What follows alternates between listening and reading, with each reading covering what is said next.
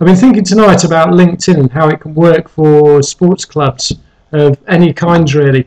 I've been to meetings before that the club's been wanting to utilise what LinkedIn can do, have training on it within their different departments and understand how it can benefit them. And I just thought I'd go across and just kind of cover some of the points that I think would be most relevant to sports clubs. And I've just kind of noted a few down off the top of my head while I've been sat in the car thinking tonight. I mean, one useful thing is for events. Any club obviously relies heavily on hospitality and events that aren't necessarily football, rugby, or any kind of sports matches.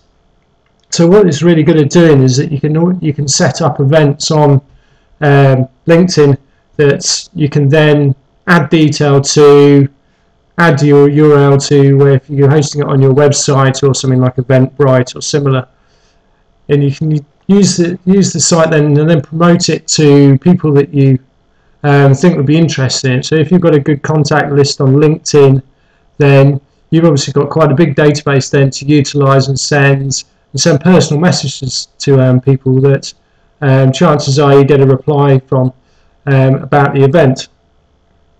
It's also a great way of getting to the local community as well, because you can use the search facilities on LinkedIn, and they're really good at narrowing down by locality, what they're registered their industry by. So if you use the search facility on the top right hand corner, and then for example you could type in sport into there, and it will come up with all the different people that you have sport either in their title or in their description of their profile. It's a really handy facility. If you've only got the basic package, then you can only see the first 10 pages. So if you be quite specific in narrowing it down, you can then see the same 10 pages still.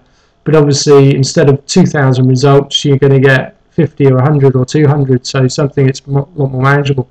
So once you go into it, then on the left-hand side, it asks you you can narrow it down by locality. So you go United States, United Kingdom, or if you type in a city, so for example if I'm here in Reading and I was working for Reading Football Club or London Irish, then all you do is type in Reading into your search, and then it will come up with all the people in Reading that've got sports in their title, and you can narrow it down for several different things in here. So obviously events and kind of getting to know who's in your locality is a really useful ways that LinkedIn can help. Sponsorship is another really good one, because obviously there are two ways. I mean, some people would need to go out and find agents that can work on their behalf and be right to sell their product. So again, you can use the search facility to find people on LinkedIn who will be in a good locality, have experience, and you can usually then find their details. Again, just type in sponsorship in the top right hand corner and then narrow it down by locality. And it's also really good for if you're going out doing the sponsorship searching, which obviously a lot of people within clubs do. You can find out if you've got an interest in, say, Virgin Media or something like that.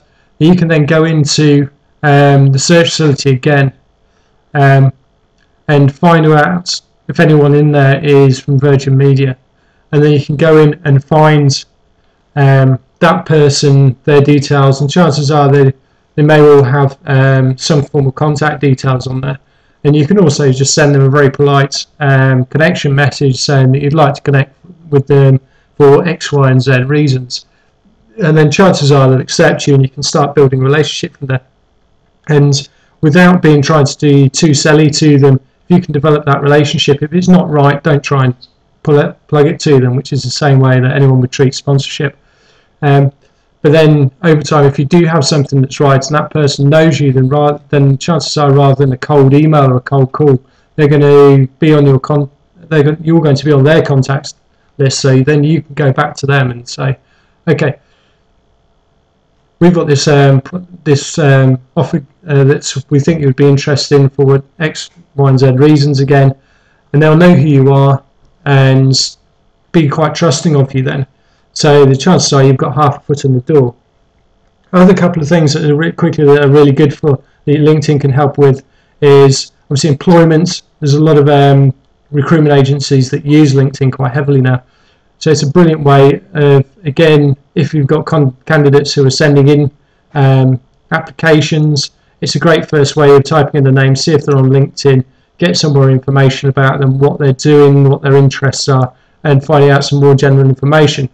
A lot of employment agencies and companies do that now. They use social media to find out more about someone before they come into the interview.